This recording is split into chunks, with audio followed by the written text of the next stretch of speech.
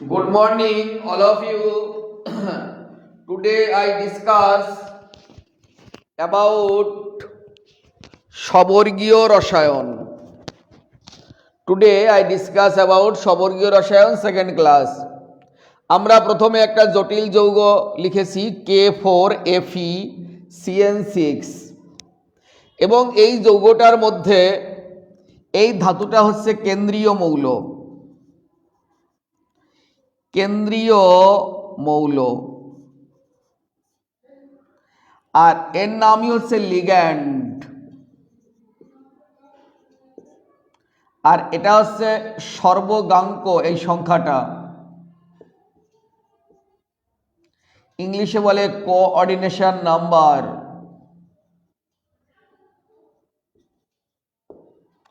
আর এই টোটালটা হচ্ছে জটিল মূলক.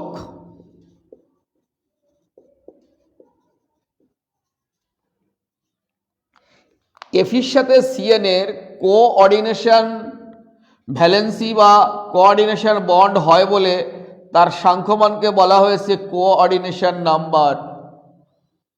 কটা লিগ্যান্ড? 6টা. কি লিগ্যান্ড? সায়ানিডো বা সায়ানাইডো. কটা আছে সর্বগাঙ্ক? 6টা. কেন্দ্রীয় মৌল কে? আয়রন. আজকে আমরা এই আয়রনের সংকরায়ন অবস্থা শিখব, জারণ স্তর শিখব, ডাইম্যাগনেটিক না প্যারাম্যাগনেটিক শিখব. এত কিছু আমরা শিখব. আউটার কমপ্লেক্স সৃষ্টি করছে না ইনার কমপ্লেক্স সৃষ্টি করছে, চৌম্বক ভ্রামকের মান কত, এগুলো আজকে আমরা বার করা শিখব. একটা ছোট্ট জায়গায় অনেকগুলো প্রশ্ন লুকিয়ে রয়েছে, আমরা সেইগুলো বার করা শিখব. সেইগুলো বার করতে গেলে যার হাত ধরে আমরা প্রথম সামনের দিকে এগিয়ে যাব, সেই কথাটার নাম হলে week field ligand, strong field ligand. আমরা আগের দিন অনেক লিগ্যান্ডের নামধাম তোমাদের লিখিয়েছিলাম. আজকে স্ট্রং ফিল্ড লিগ্যান্ড মানে যাদের ডোনার এলিমেন্টস কার্বন বা নাইট্রোজেন থাকে, এর দুটোই আছে. কার্বন মানে এফির সঙ্গে, এফি হচ্ছে কেন্দ্রীয় ধাতু, তার সঙ্গে এই যে যুক্ত হচ্ছে, এই যে যুক্ত হচ্ছে, এটা যদি কার্বন হয় অথবা নাইট্রোজেন হয়, তাহলে সেটা কি বলা হয়? Strong field. এছাড়া অন্য কিছু আসলেই উইক ফিল্ড হবে.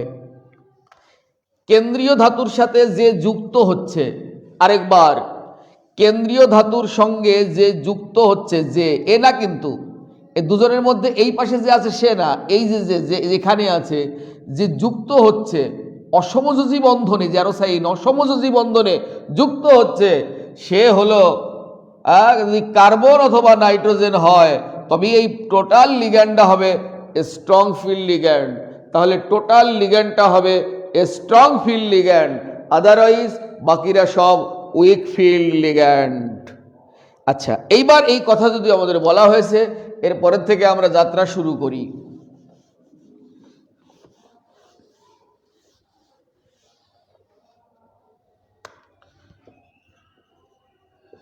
Week field ligand, week field ligand সবসময় যেন উইক হাই স্পিন কমপ্লেক্স গঠন করে. হাই স্পিন কমপ্লেক্স গঠন করে. আর strong field ligand low spin complex গঠন করে. কমপ্লেক্স দেখো, স্ট্রং এর সাথে উইক একটা বিপরীত সম্পর্ক, আর উইকের সাথে হাইয়ের একটা বিপরীত সম্পর্ক আছে. আজকে আমরা একটা করব, এখন সবাই আমার সঙ্গে থাকো. K4FeCN6 সবচাইতে জটিল লবণে সবচাইতে ভালো এক্সাম্পল যদি থাকে, তাহলে সেটা হচ্ছে এটা K4FeCN6. হ্যাঁ, চলুক আমাদের আস্তে আস্তে আমরা আসছি. K4FeCN6, তাহলে এখানে কেন্দ্রীয় ধাতু আয়রন, পরমাণু ক্রমাঙ্ক 26, ইলেকট্রন বিন্যাস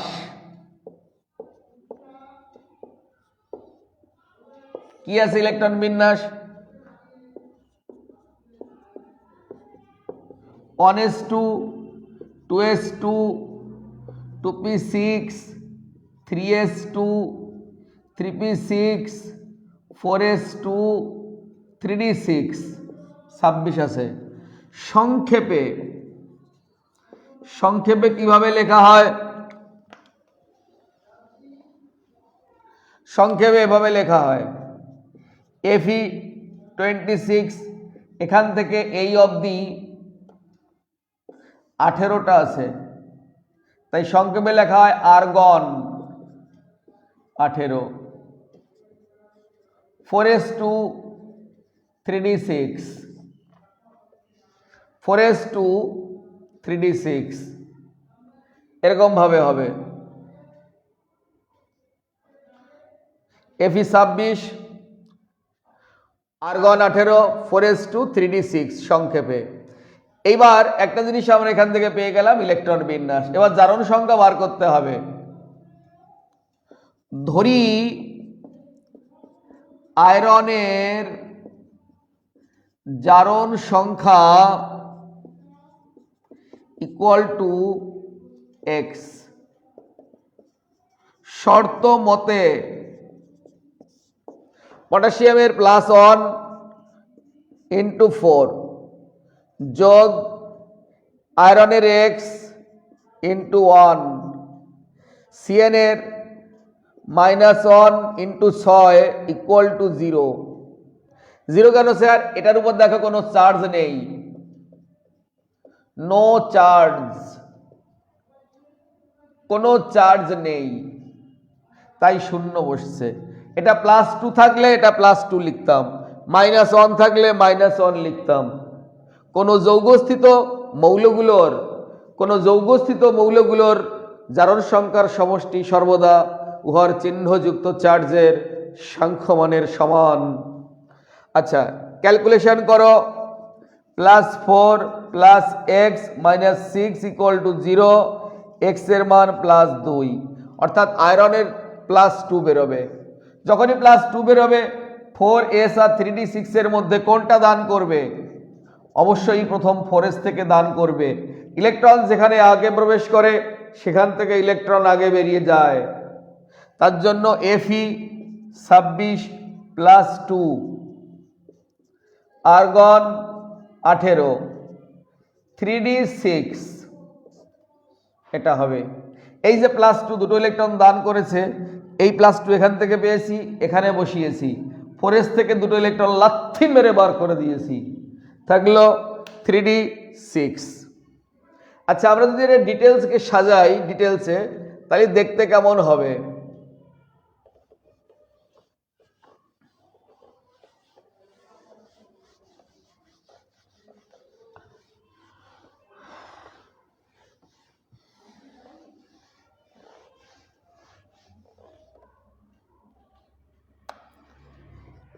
Fe26 + 2, আর্গন 18,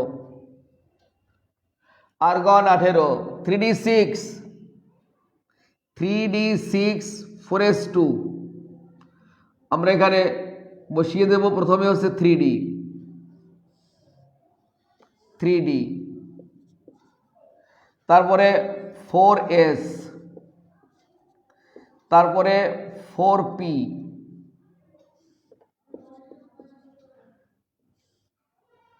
4d,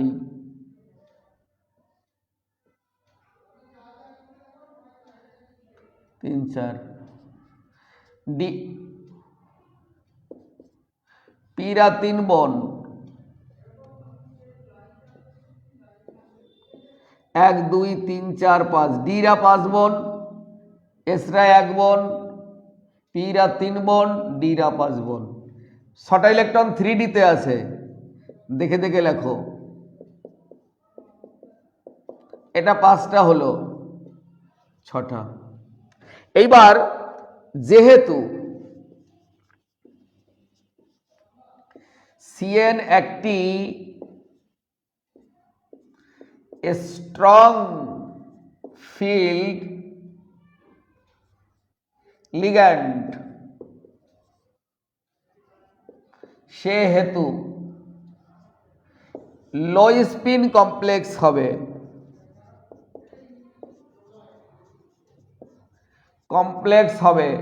স্পিন কমিয়ে দাও, স্পিন কমিয়ে দাও বাবু। Fe26 + 2 argon 8,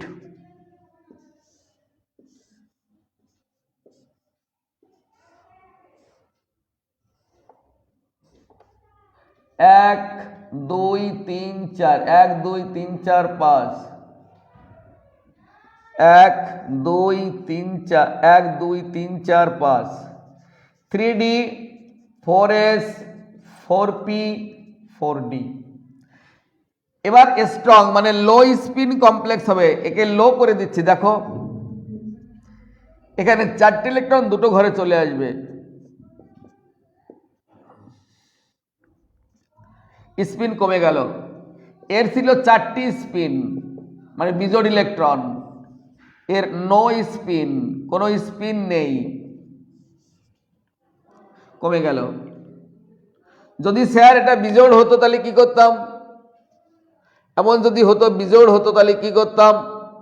তাহলে একটা আনপেয়ার্ড থেকে যেত, এখানে একটা ইলেকট্রন বেশি থেকে যেত, আমরা এখান থেকে কাজ শুরু করতাম। আর এমন যদি হয় যে কাজ আমরা এখান থেকে শুরু করতে পারছি না, আমরা এই পরের ডি কাজে লাগাবো। এই 3D যদি কাজে লাগে, এই 3D কাজে লাগছে এখানে, তাই এটাকে বলা হবে ইনার কমপ্লেক্স।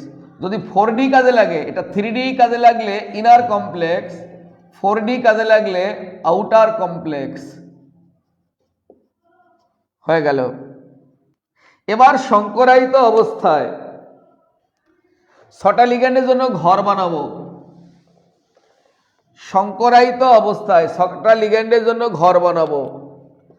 সংকরায়িত অবস্থায় এখান থেকে দুটো নেব ঘর, এখান থেকে একটা আছে, 2 এর 1 3 আর 3 6, এই তো মোট 6টা ঘর। তাহলে আমরা 6টা বক্স বানাই বড়, 1 2 3 4, 1 2 3 4 5 6। এটা কি আছে? ডিতে আছে দুটো, তাই D2, এসে আছে একটা sp3, D2 sp3, এটা হচ্ছে সংকরায়ন। এই যে ডির দুটো ঘর এখানে, এসের একটা ঘর এটা, পির 3টে ঘর এটা। আচ্ছা, এর মধ্যে ফাঁকা আছে, এই CN থেকে বিজোড় ইলেকট্রন এখানে লিখবো। CN থেকে 6টা CN, এই একটা CN, এই একটা CN, এই একটা CN, এই একটা CN, এই একটা CN, এই একটা CN। এদের এই লোন পেয়ারকে এই ঘরটা আশ্রয় দিচ্ছে, ইন্টারটেইন করছে, তাই দুটো করে ইলেকট্রন লিখছি। দুটো করে ইলেকট্রন কেন লিখছেন স্যার? কারণ লোন পেয়ার এসছে, তো অসমযোজী বন্ধন হলে এই লোন পেয়ারটা ও ইন্টারটেইন করছে বলে আজকে সংকরায়নটা হয়ে গেছে D2sp3। তাহলে আমরা কি কি পেলাম এক নজরে? প্রথম পেয়েছিলাম ইনার কমপ্লেক্স, এক দাগ ইনার কমপ্লেক্স, এটা পেলাম। 2 নাম্বার কি পেলাম? সংকরায়ন, D2sp3 পেলাম 3 দাগে। আচ্ছা, এইবার সমস্ত জোড় ইলেকট্রন ছিল, ডাইম্যাগনেটিক বা তিরস চুম্বকীয়। আচ্ছা, আর কি পেলাম? চৌম্বক ভ্রামক মিউ, ময়ব চৌম্বক ভ্রামক সমান সমান √n × n+2 Bm মানে বোর ম্যাগনেটন, এটা ফর্মুলা। n মানে বিজোড় ইলেকট্রন, n ফর বিজোড় ইলেকট্রন, বিজোড় ইলেকট্রন। বিজোড় ইলেকট্রন কটা আছে? একটাও নেই, শূন্য। মানটা বসিয়ে দাও। শূন্য কোথায়? এর আগের যে ঘরটা ছিল, দেখো আমরা যখন এক ঘরে নিয়ে আসলাম সবাইকে, তখন কোনো বিজোড় ইলেকট্রন নেই, তাই শূন্য। তার মানে শূন্য দিয়ে গুণ করলে 0 BM হয়ে গেল। আচ্ছা, তাহলে 3 4 মিউ এর মান 0, বিজোড় ইলেকট্রন 0, ইনার কমপ্লেক্স, সংকরায়ন, এত কিছু আমরা জিনিসপত্র পেলাম। যদি কখনো আমাদের একটা ইলেকট্রন কখনো থেকে থাকে, সেই ইলেকট্রনকে একটু সরিয়ে, কপারের যেমন সল্টগুলোতে একটা ইলেকট্রন থাকলে সরিয়ে আমরা পির কর্নারে রেখে দিতে পারি। এইভাবে বিভিন্ন রকমের জিনিস আমরা করে দিয়েছি। আরো কোনো কোয়ারি, কোনো প্রশ্ন হলে আমাকে করবে। অনেক সময় প্রশ্ন করতে পারে পরীক্ষক, K4FeCN6 ডাইম্যাগনেটিক, কিন্তু K4FeCl6 প্যারাম্যাগনেটিক কেন? K4FeCl6 প্যারাম্যাগনেটিক কেন? কারণ এরকম প্রশ্ন তো হতে পারে। তাহলে দুটো যদি আয়রনের জারণ সংখ্যা Fe+2, তাহলে Fe+2 যখনই হবে তখন 4s তো থাকছে না, ইলেকট্রন সব 3d তে থাকবে।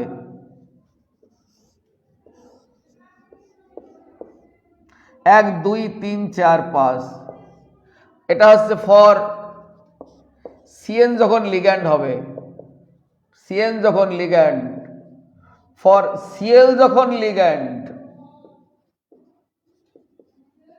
Cl যখন লিগ্যান্ড, তখন তারও তো ডি এর 5টা ঘর, 1 2 3 4 5, 3d 3d। আয়রনের 6টা ইলেকট্রন আছে,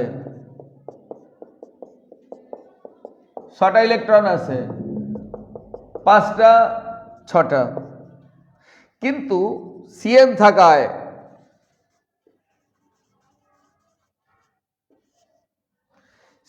থাকায় এবং Cn স্ট্রং ফিল্ড লিগ্যান্ড হয়, Cn স্ট্রং ফিল্ড লিগ্যান্ড হয় 1 2 3 4 5 3d।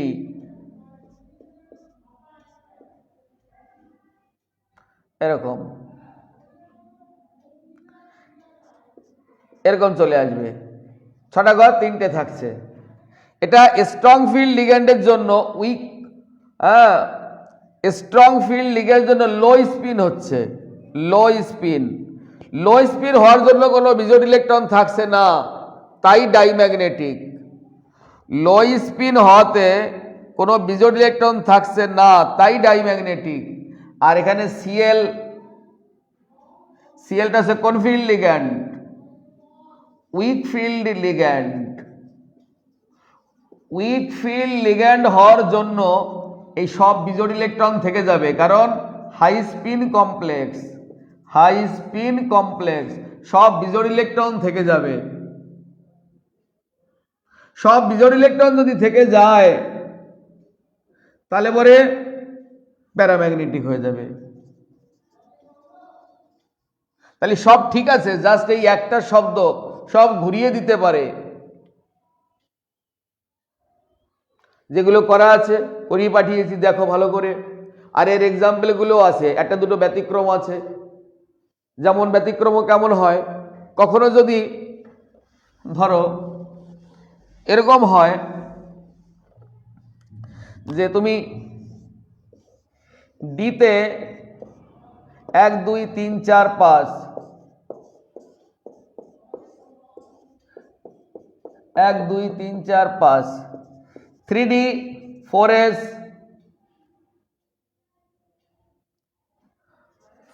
4p 4d এরকম হয়েছে,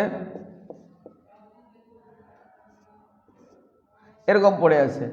আমার এই D2টা লাগবে, তখন এই ইলেকট্রনটা এই জায়গাটা সরিয়ে দেবে। তাহলে সংকরায়নটা কি হবে?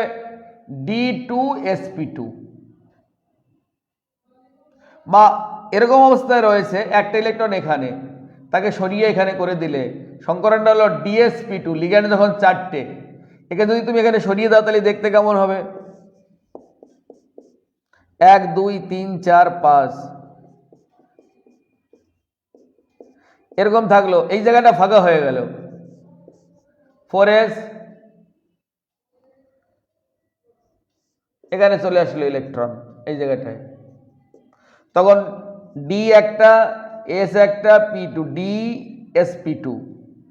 1 2 3 4 4টে লিগ্যান্ড হলে এরকম সংকরায়ন হবে, 4টে ঘর হবে। 1 2 3 4 DsP2 সংকরায়ন। এরকম কোনো কোনো ক্ষেত্রে কিছু কিছু সময় দেখা যায়, বইতেও সুন্দর করে করা আছে, আমিও বুঝিয়ে দিলাম এটা। তবে সাধারণত যেটা হয় যদি আমরা মনে রাখি সেটা হলো যে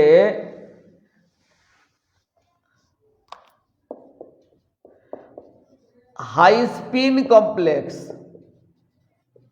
হাই স্পিন কমপ্লেক্স মানে হচ্ছে উইকফিল্ড লিগ্যান্ড। উইকফিল্ড লিগ্যান্ড যদি লিগ্যান্ড 6 হয় তাহলে এই উইকের ক্ষেত্রে হাই স্পিন কমপ্লেক্স মানে প্রথম ডি কাজে লাগছে না,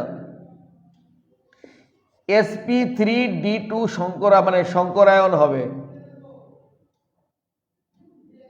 আর যদি স্ট্রং ফিল্ড লিগ্যান্ড নাও, আর লিগ্যান্ড যখন strong, STRONG, strong field ligand যদি তুমি নাও, 6টা যদি থাকে তাহলে হবে D2sp3। তাহলে স্ট্রং ফিল্ডের জন্য D2sp3, উইক ফিল্ডের জন্য sp3d2। আর যদি লিগ্যান্ড 4টে হয়, লিগ্যান্ড 4 হয়, তাহলে কি হবে? sp3 just. আর এর ক্ষেত্রে লিগ্যান্ড যদি 4 হয় তাহলে কি হবে? DsP2। সাধারণত এরকম হতে পারে, অথবা D2 নিলে আর D2sp হতে পারে কখনো কখনো, খুব রেয়ার কেস এটা।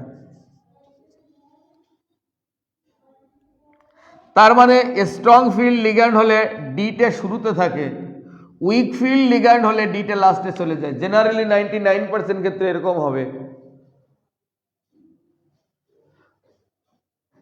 আজ আর নয় ভাই পথিক, যাত্রা করো তুমি তোমার গন্তব্যস্থলে।